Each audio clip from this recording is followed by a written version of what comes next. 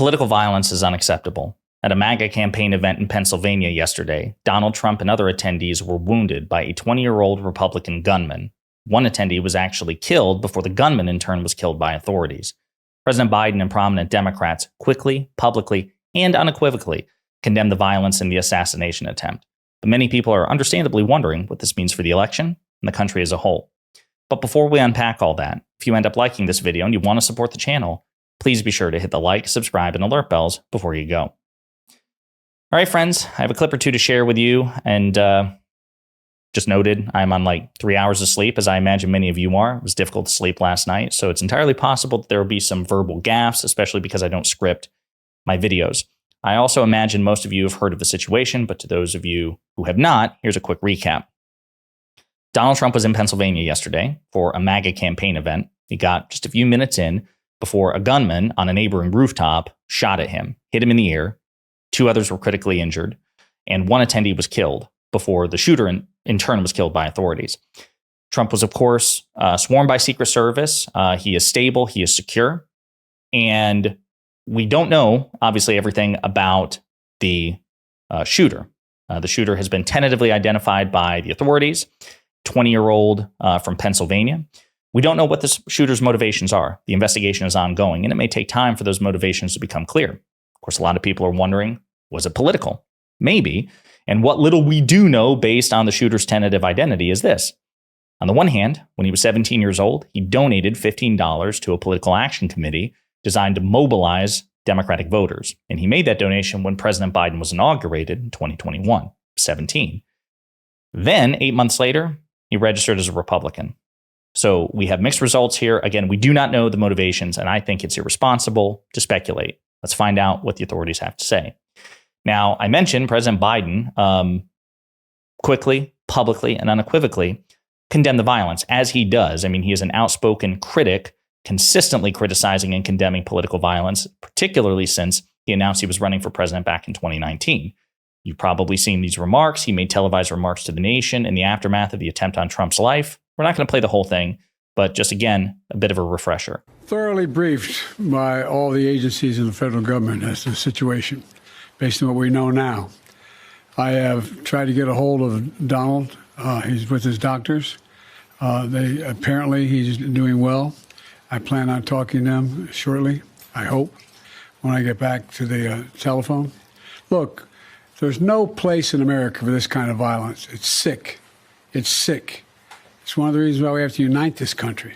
We cannot allow for this to be happening. We cannot be like this. So he goes on like this. Again, it was about a 2 to 3 minute public statement, quickly, unequivocally, and publicly condemning the violence. He also was able to finally get in touch with Donald Trump later on that night. We have no idea what they said to each other. The details at the time, at least of recording here, in terms of the conversation between these two men, are unknown. I'll also point out that President Biden ordered the suspension of attack ads on Donald Trump and outgoing advertisements. They suspended them. They asked the ones that are currently being playing to be pulled down. So they're in the process very quickly of effectively standing down of the political campaign. All right. And we don't know how long this will last in terms of this moratorium. We have no idea because we are in uncharted waters. The last time we've seen anything like this, as a matter of fact, like an assassination attempt of this high profile against a former president or current president, was President Reagan in 1981. And this is the reason that this is important, or I use this as a pivot point, not just because this is the most immediate reference of its type, but because, again, of course, people are wondering, what are the impacts on the country and on the election? And this is an historic election no matter what, even prior to the attempt on Trump's life. And this is only going to confound it further. And the truth is, we don't know. I would be suspicious of anyone, any political scientist or any political strategist who tells you for certain this is what's going to happen.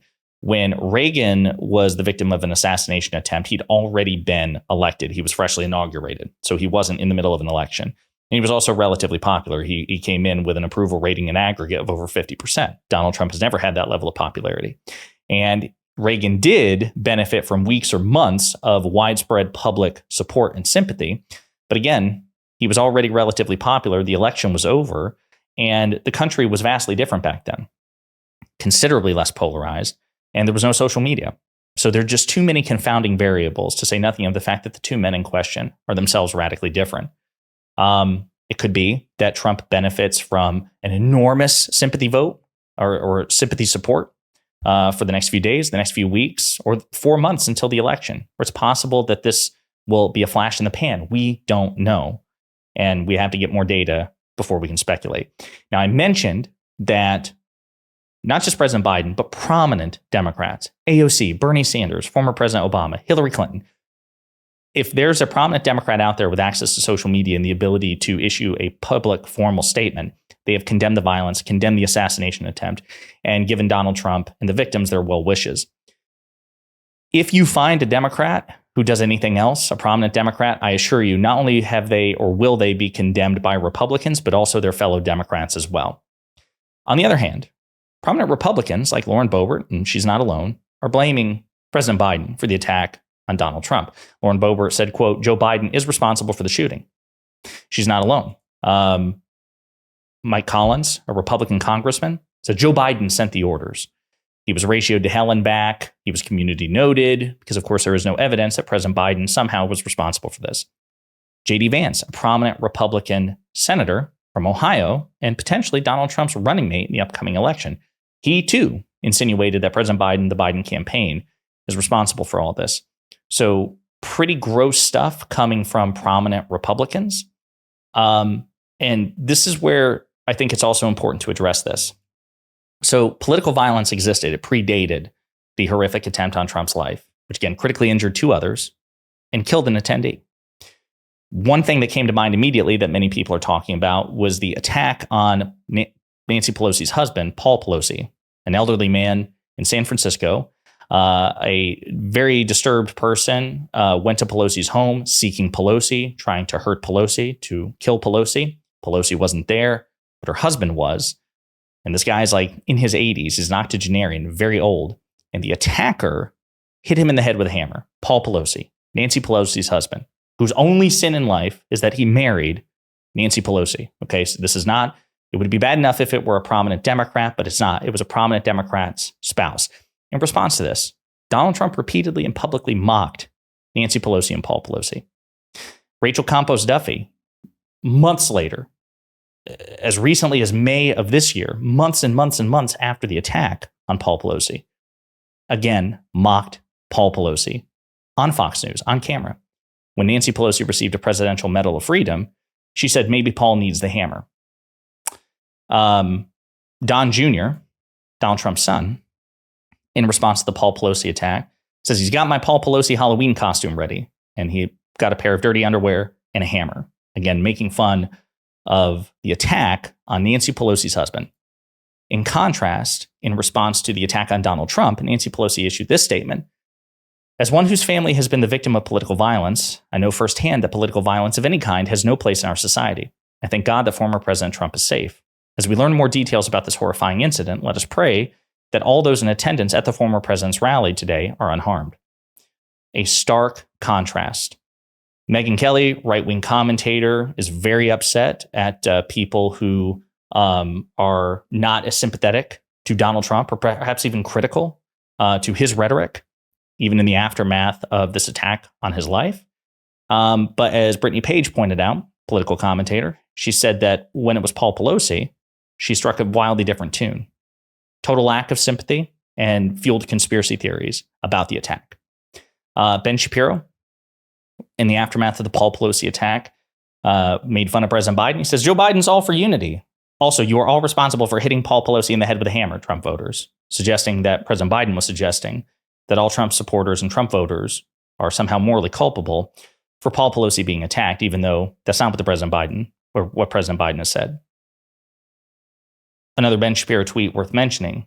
The attempt to twist the Paul Pelosi attack into a broader story about the supposed extremism in Republican rhetoric, so vote Dem, is so transparently opportunistic and pathetic. Everyone can see what you're doing, Democrats in the media, and it's disgusting. Wonder if he'll hold that same standard for the aftermath of this, the assassination attempt on Donald Trump, or will we see the characteristic asymmetry and the double standards imposed on Democrats compared to Republicans? I'll also point out, again, when it comes to predilections towards political violence and sympathy and interest in political violence, we've talked about this in previous videos, poll after poll after poll after poll shows that a greater number of Republicans are more sympathetic towards using political violence to achieving desired political ends.